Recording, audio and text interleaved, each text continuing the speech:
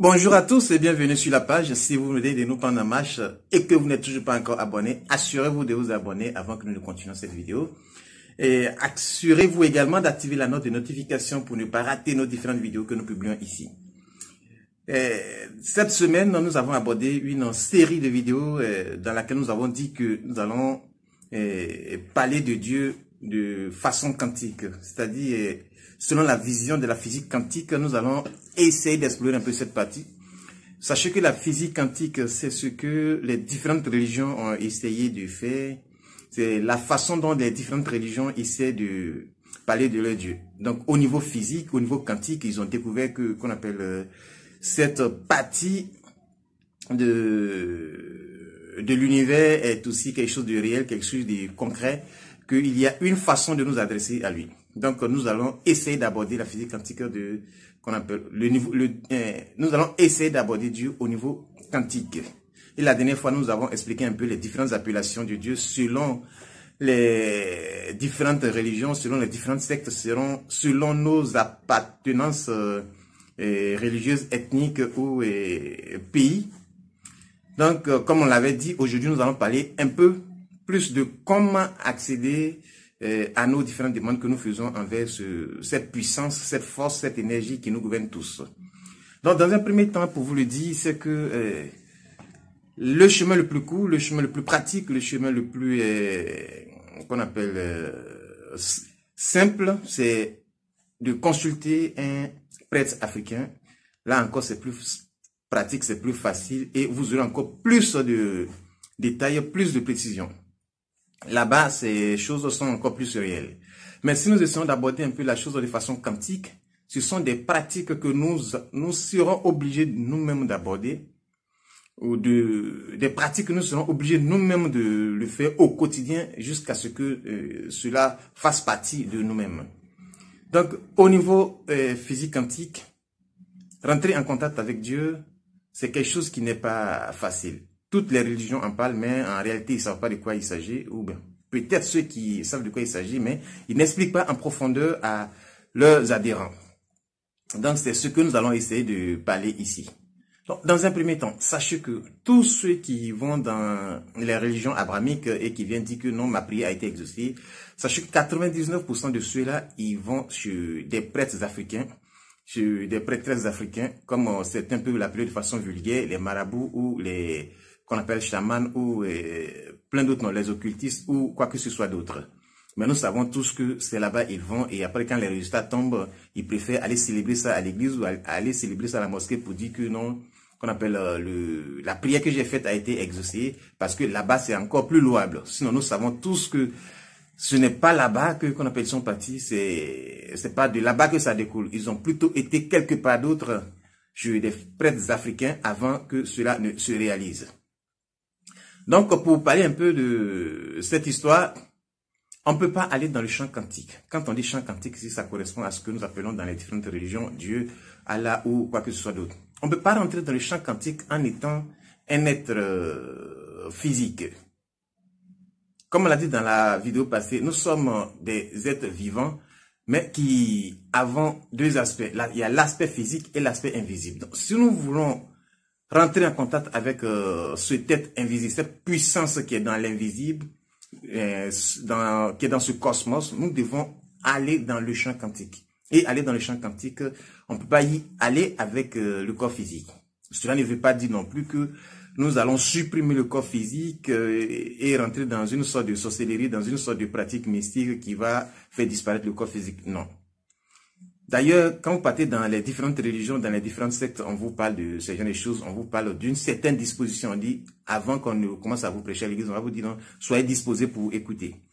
Dans les autres religions, on va vous parler qu'on appelle d'une question de calme, qu'on appelle de tranquillité. D'autres vous disent d'aller à l'intérieur de vous. Donc, tout ça, ce sont des prédispositions pour pouvoir aller en contact avec cette substance, cette énergie, cette force supérieure qui nous gouverne tous. Donc, comme on l'a dit, on ne peut pas aller en contact, on ne peut pas demander quelque chose à quelqu'un sans être à sa présence. Mais au niveau de nous êtres humains physiques ici, vous ne pouvez pas demander quelque chose, un service à un être humain si vous n'êtes pas en présence de cette personne. Soit si vous n'êtes pas en présence, ça veut dire que vous allez l'appeler au téléphone, ça c'est une façon d'être présent. Soit vous allez lui écrire un message, c'est une façon d'être présent. Mais vous ne pouvez pas, qu'on appelle, communiquer avec quelqu'un, vous ne pouvez pas parler à quelqu'un en étant, qu'on appelle, à l'absence de cette personne. Il va falloir que vous soyez physiquement présent devant cette personne pour que vous puissiez, qu'on appelle, converser. Donc, si nous voulons parler avec Dieu, si nous voulons communiquer avec Dieu, il va falloir que nous appliquons plutôt notre partie invisible. Et cela nécessite que nous prenons des dispositions bien particulières. Pour ceux qui sont dans les religions abrahamiques, on vous dit, donc, lorsque vous voulez prier, lorsque vous voulez demander à Dieu, rentrez dans votre chambre, dans le silence, et éteignez tout, et soyez, qu'on appelle, seul avec vous-même, ensuite adressez vos paroles.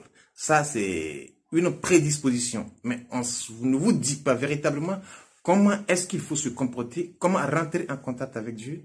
Et certains ont réussi à le faire d'une manière ou d'une autre, de façon consciente ou inconsciente, et sont rentrés en contact avec Dieu et ont pu avoir des résultats, vraiment. Soit de façon consciente ou inconsciente, ils ont pu le faire. Mais on ne vous dit pas véritablement comment il faut le faire. Dans certaines religions, ou pour vous le dire un peu plus pratique, quand on est en contact avec cette puissance supérieure, on peut le constater quand on le sent en nous-mêmes. Là, ceux qui pratiquent des religions au niveau de l'Inde, au niveau de... Ceux qui font la méditation pratiquement, je vous le dis, vont vous le dire que c'est être dans un état de présence.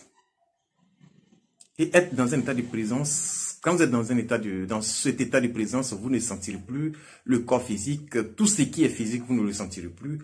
Vous sentirez tout simplement que vous êtes conscient, mais le corps physique, vous ne le sentirez pas, vos sensations extérieures. Et c'est un moment vraiment de grande joie, de grande sensibilité, et que vous le constatez pour ceux qui pratiquent des méditations, qu'on appelle de façon quotidienne. Ou si vous avez vu des gens qui sont assis en train de pratiquer de la méditation, vous pouvez sentir les larmes de joie, les larmes d'extase couler sur leur joue. Même quand vous partez à l'église aussi, ceux qui arrivent à rentrer en contact avec cette présence, cette substance, cette énergie, vous sentirez une certaine émotion émanant de ces personnes-là. Ce sont des choses qu'on peut vous les apprendre ici de façon pratique. On peut le faire aussi, mais bon, de cette façon, de façon théorique comme ça va être encore plus difficile de comprendre. Vous ne pouvez pas comprendre la présence de Dieu en vous à travers une théorie sans toutefois l'avoir fait de façon physique vous-même. Donc, c'est une façon de vous le dire, de vous l'apprendre que ce sont des choses qui sont possibles. Mais sentir la présence de Dieu, il faut soi-même l'expérimenter pour pouvoir vraiment dire que cette puissance existe vraiment, cette énergie, cette force existe vraiment. Donc, nous allons aborder cette question de façon quantique au fur et à mesure et vous pourrez mieux comprendre ce que c'est que cette puissance, cette force qui est à l'origine de tout, qui nous a gouvernés, pardon, et qui nous gouverne toujours, et que des religions ont essayé de, qu'on appelle, de le mettre dans des cocons différents, et que c'est devenu source de problèmes pour nous tous. Et aujourd'hui, c'est une sorte de discussion à un point fini, et jusque-là, personne ne peut nous dire concrètement qu'est-ce que c'est que cette puissance. Et nous élaborons des théories différentes en fonction de ça.